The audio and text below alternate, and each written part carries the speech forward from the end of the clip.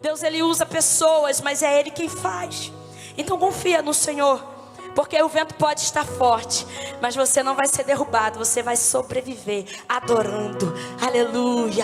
Sobreviver confiando, aleluias. O vento não me derrubou, o medo não me parou, a guerra me feriu, mas a experiência ficou. Eu não me calei e não vou me calar. Enquanto houver fôlego, vou adorar. Posso até ter caído na guerra, mas caído não vou ficar. Sabe por quê? Eu sei que esse vento vai passar. Toma posse aí da tua vitória hoje, em nome de Jesus. Também sei que o meu milagre vai chegar. Deus conhece a minha história, sabe tudo sobre mim. É só olhar pra trás para ver quantas guerras já venci. Sobrevivi adorando, sobrevivi confiando, sobrevivi, não desisti.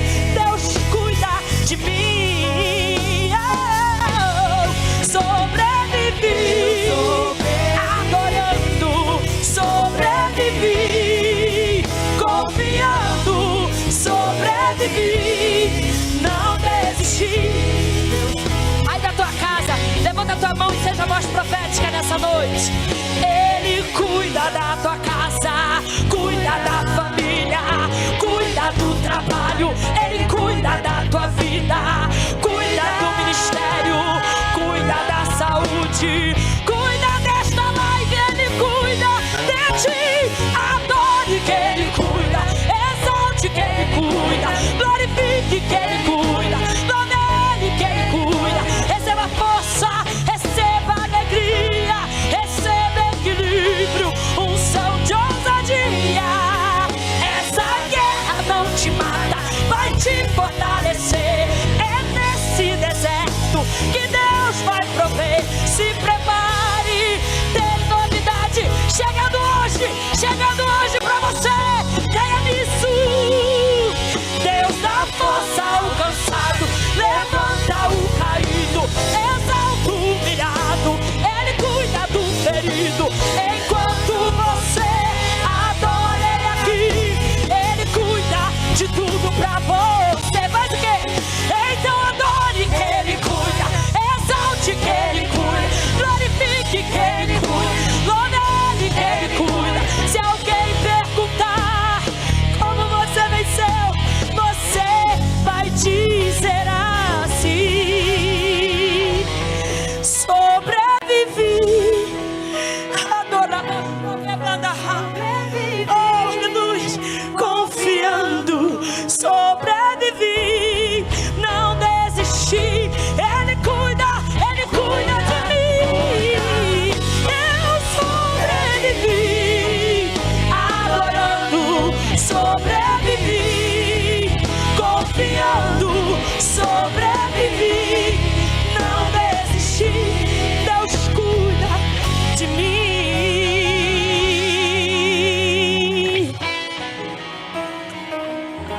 Deus cuida de mim.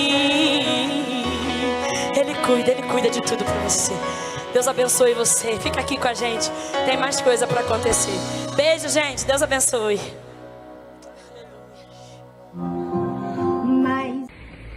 Olá, meus amados irmãos. Um prazer poder estar aqui com vocês, a convite do pastor Isaías. É um privilégio poder para mim ser convidado para falar aqui rapidamente, né, sobre aquilo que eu amo, os fundamentos daquilo que a gente vive hoje aqui como igreja na Central em Belo Horizonte. Me chamo Tioli, sou pastor aqui nessa igreja. Então quero também deixar um abraço para o pastor Isaías, para Betel, essa igreja que eu amo, né? Tive com vocês aí algum tempo atrás e sempre, né, um convite vindo de vocês é muito especial para mim. Amados, sabe assim, é comum, né? É muito comum as pessoas, às vezes a gente está conversando e tal, elas me perguntam assim, o porquê da igreja em célula? Por quê? Qual o fundamento disso, né? Ou então assim, por que vocês assim dedicam tanto para isso, né? Por que não continuar vivendo a igreja daquele modelo convencional, né? Dos ministérios e tal? É sempre um tema assim interessante para se conversar, né? Não vejo nenhum problema desse tipo de pergunta. Eu acho até importante a gente sempre perguntar o porquê das coisas, né? Porque senão acaba virando uma religião, a gente nem sabe por que a gente está fazendo e vivendo aquilo. Então eu sou um curioso, sempre fui, e eu amo a história da igreja, amo a Bíblia, e isso para mim é tranquilamente assim, um assunto que eu adoro falar, né? Mas o porquê? Né? Por que tem tantas igrejas hoje investindo nas células, investindo numa transição, né? De uma igreja tradicional, convencional, para uma igreja onde as células é o foco, onde as pessoas, a multiplicação, o treinamento das pessoas é algo que tem sido muito valorizado. Por quê? Eu acho que a resposta é muito simples, assim, para quem ama a Bíblia, para quem ama o reino de Deus, para quem assim se interessa por saber no completo por que tudo isso existe, né? Quando a gente tira os olhos um pouco da gente, né? Quando a gente começa a buscar a Deus com uma cabeça mais madura de que não é sobre a gente, não é para melhorar a nossa vida, não é para a gente ser abençoado aqui e ali, isso tudo faz parte, mas o que Deus fez por nós, entregando o seu Filho na cruz, nunca foi para melhorar a nossa vida, nunca foi para poder, sabe assim, dar um jeitinho. Aquela obra foi feita para consumar de uma vez por todas um relacionamento que foi quebrado, né? E o que Deus ele quer de nós é que a gente seja agentes de transformação e que a gente continue se relacionando com Ele e levando esperança para aquele que ainda não tem. Então, para aquele ainda que não o conhece. Então, para mim é muito simples assim, o fundamento de tudo isso que a gente vive, né? Primeiro, eu me baseio muito na história da igreja primitiva, né? Se a gente vai lá em Atos, e Atos 2, eu amo demais, assim, porque parece uma ideologia, parece uma ideologia não, parece uma utopia, né? Tudo aquilo que é falado no início de Atos, aquela igreja tão maravilhosa, as pessoas andando juntas, parece um negócio tão distante da gente, mas posso te falar, eu acordo sonhando com isso, porque eu creio que é isso que Deus tem para nós. Nunca foi da vontade de Deus cortar esse tipo de igreja, de movimento, né? Porque ali a gente via a sinceridade das pessoas, a gente via gente preocupado com gente, a gente via as coisas acontecendo de verdade, e aquilo ali era um testemunho tão absurdo que muitas pessoas se convertiam por causa daquele movimento, daquela igreja inicial. Então está lá em Atos 2, de 42 a 47, se você quiser abrir aí e acompanhar comigo, mas Atos 2, de 42 a 47, está dizendo assim: e eles se dedicavam ao ensino dos apóstolos. Eles quem? Os discípulos, os novos convertidos, aqueles que iam sendo adicionados ali. Eles começaram a formar uma família, os discípulos estavam juntos, e eles então, entre eles ali, eles se dedicavam ao ensino dos apóstolos e à comunhão, ao partir do pão e às orações. Todos estavam cheios de temor, e muitas maravilhas e sinais eram feitos pelos apóstolos. Os que criam mantinham-se unidos e tinham tudo em comum. vendendo as suas propriedades e bens, distribuíam a cada um conforme a sua necessidade. Todos os dias continuavam a reunir-se no pátio do templo. Partiam o pão em casa e juntos participavam das refeições, com alegria e sinceridade de coração, louvando a Deus e tendo a simpatia de todo o povo. E o Senhor lhes acrescentava diariamente os que iam sendo salvos. Amados, aqui para mim, a gente já mata esse assunto. Se você ainda tem dúvida, né? Aqui a gente vê marcas tão simples, mas tão específicas de como é a igreja que Deus quis para nós sempre.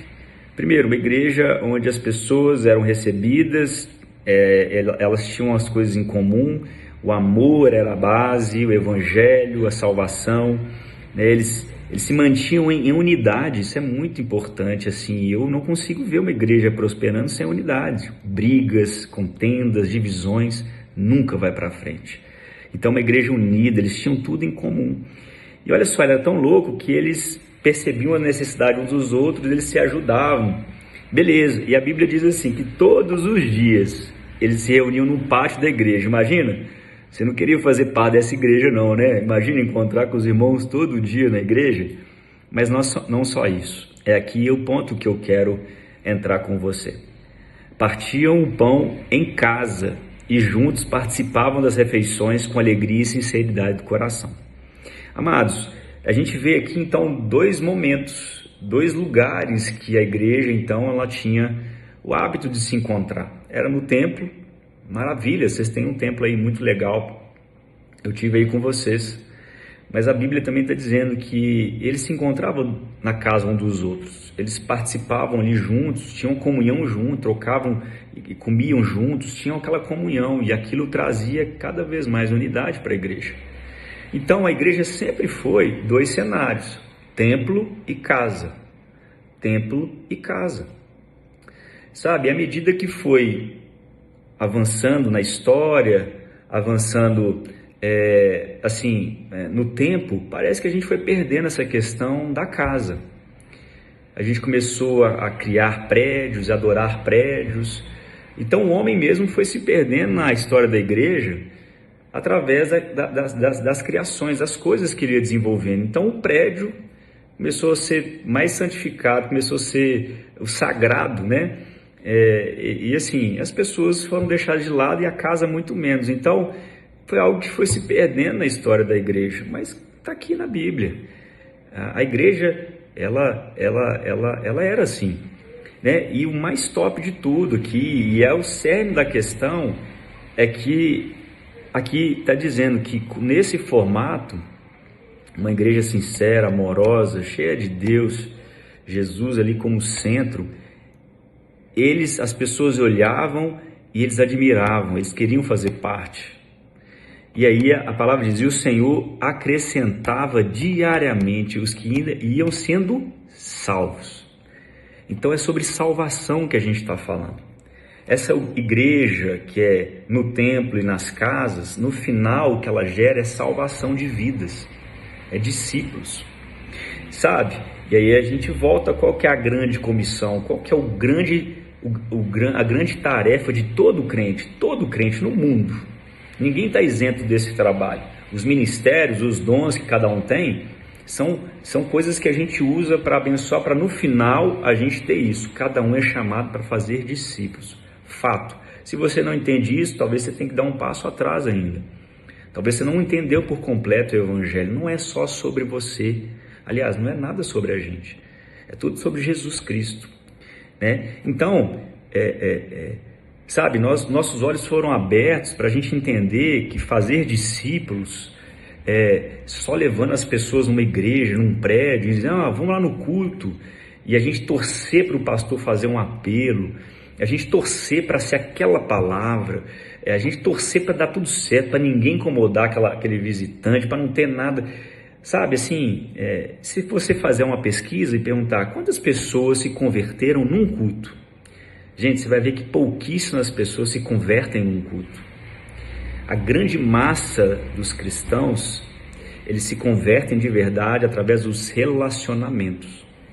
onde eu e você estamos próximos de alguém durante o dia, durante a semana, e a gente vai ali trocando ideia, a gente vai ali tendo oportunidade de testemunhar. Daqui a pouco essa pessoa está nos procurando para um aconselhamento, para alguma coisa, a gente consegue entrar com a palavra daqui a pouco. Então a gente tem aqui na Central essa compreensão de que as casas, o nome, tanto faz, célula, pequeno grupo, PG, tem vários nomes aí. Para nós o que importa é a estratégia, sabe para quê? Para consolidar a salvação das pessoas e a conversão das pessoas. Então é só uma estratégia bíblica. Então aqui na Central, o que a gente faz há 23 anos? A gente tem nosso culto domingo, onde? No templo, e ali vai toda a igreja, vai todo mundo junto celebrar, cultuar a Deus, uma palavra do nosso pastor Paulo. Mas durante a semana, centenas e milhares de casas abertas. Hoje a Central tem 3.000 células. Casas abertas. Sabe onde acontece a grande transformação? Sabe onde aqui, Atos 2 acontece? É nas casas durante a semana. Porque no culto, o máximo que a gente vê das pessoas é a nuca dela. A gente não se relaciona, a gente não está perto, a gente não troca essa experiência que está aqui narrada em Atos 2, que traz de fato, então, a grande mudança das nossas vidas.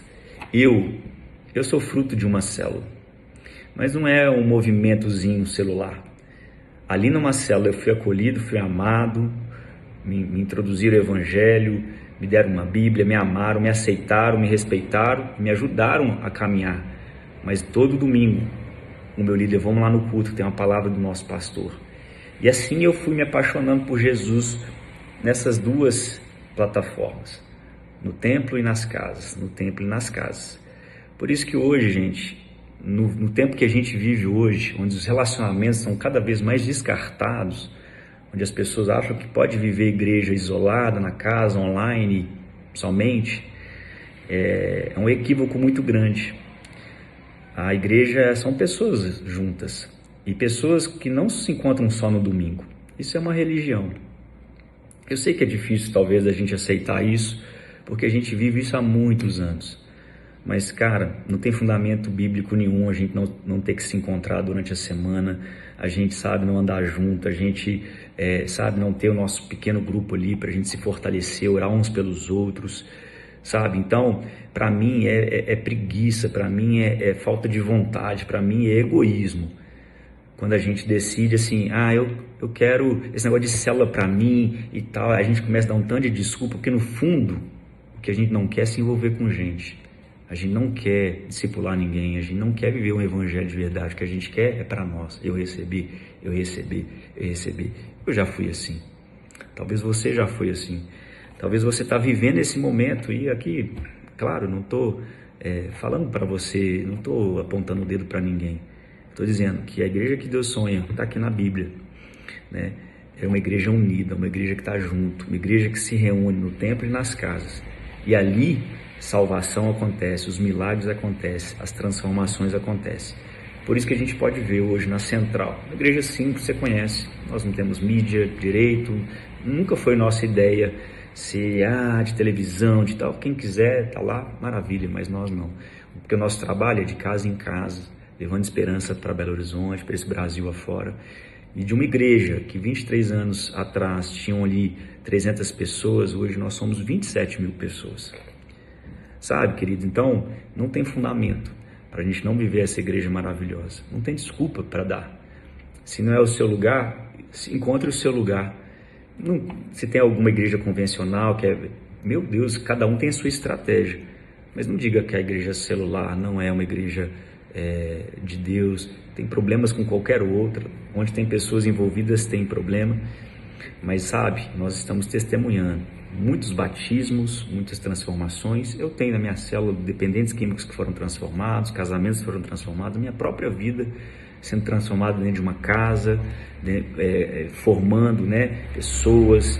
E a gente acredita demais no poder, no potencial da multiplicação, sim. Onde a gente está andando com uma pessoa no tempo certo, ela se prepara, se capacita, tem ali o seu tempo com Deus, que ela vai ali largando os seus pecados, vai se amadurecendo, daqui a pouco ela vira um facilitador de um pequeno grupo e ela influencia outras pessoas, prepara, e é isso que tem acontecido nesses anos todos.